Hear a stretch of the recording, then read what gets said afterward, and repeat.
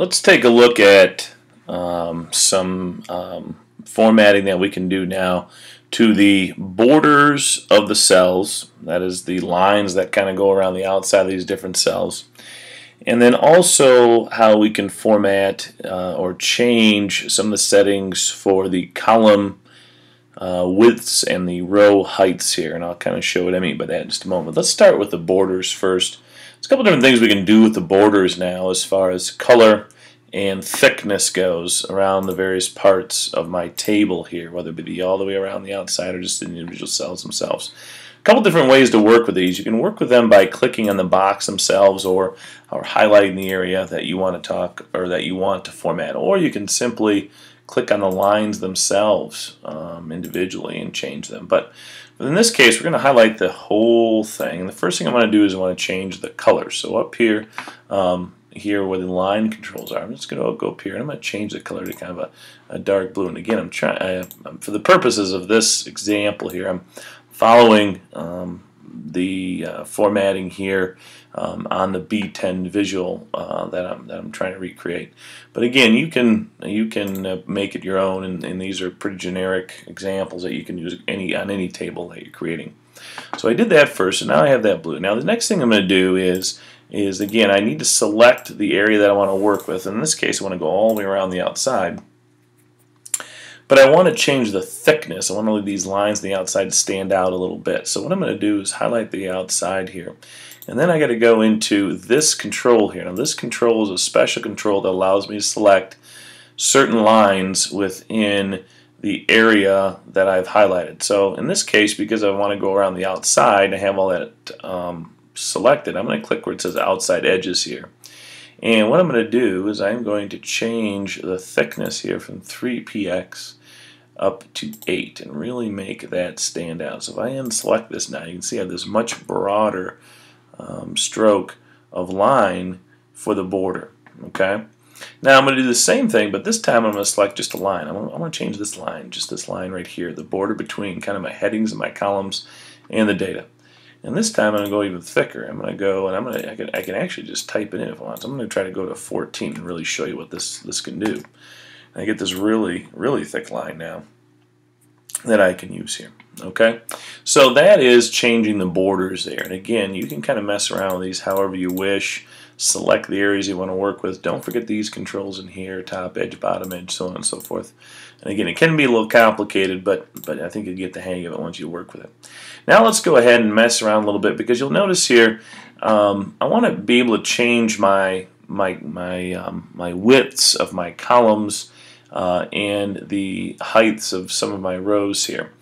And there's a couple different tricks to this. Now, what you can do is you can go up here and you can simply, let's say I wanted, for example, to make this a little bit tighter here. Notice I can move this up and down. But the only problem I run into is that when I do that, it makes this row of cells higher, but not the other ones. And I want to keep things proportioned. So let me go up here and edit undo this and kind of get it back to where we're at. So we're going to go back to there. And what I'm going to do this time instead is I am going to go ahead and use the inspector window here. And what I can do is I can simply highlight this row here. And you see where it says column width and row height.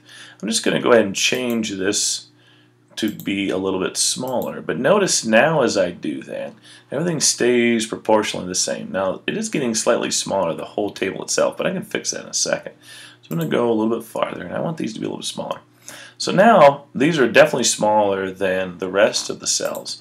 But what I'm also going to do is I can go ahead and stretch this out a little bit, all right, and make the whole thing. And if I use the handlebars, it'll keep everything in a proportion so that these will remain the same size and these will remain smaller.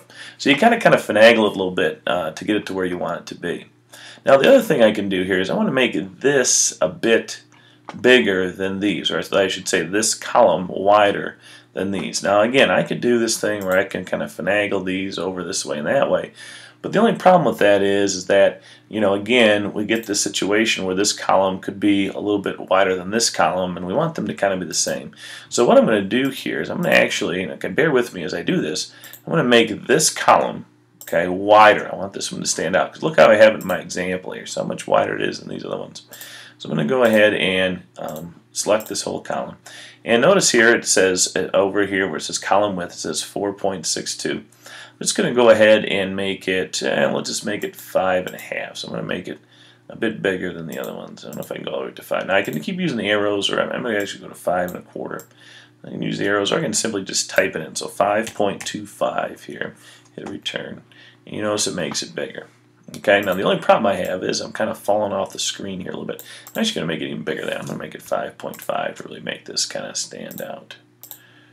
5.55, how about that? Okay, so definitely stand out. The problem is now my table is kind of falling off the screen. But again, what I can do is I can just use my handlebars and squeeze it in here a little bit. All right, and bring this in so that it is back inside the slide. And I still have the relationship with these two columns are the same width, and I've made this one a little bit bigger. And then if I want to, I can go in and change the fonts there and make them bigger if I want to. So anyway, just some little tricks there as far as being able to change the size of your columns and rows, or the cells that are in those columns and rows sequentially, and keep them proportionally at different size, or the cells you want to be the same size that way, and just changing some of them. And then also some of our formatting of the different borders and how to change their color and their thickness and that sort of thing. I hope you found this helpful.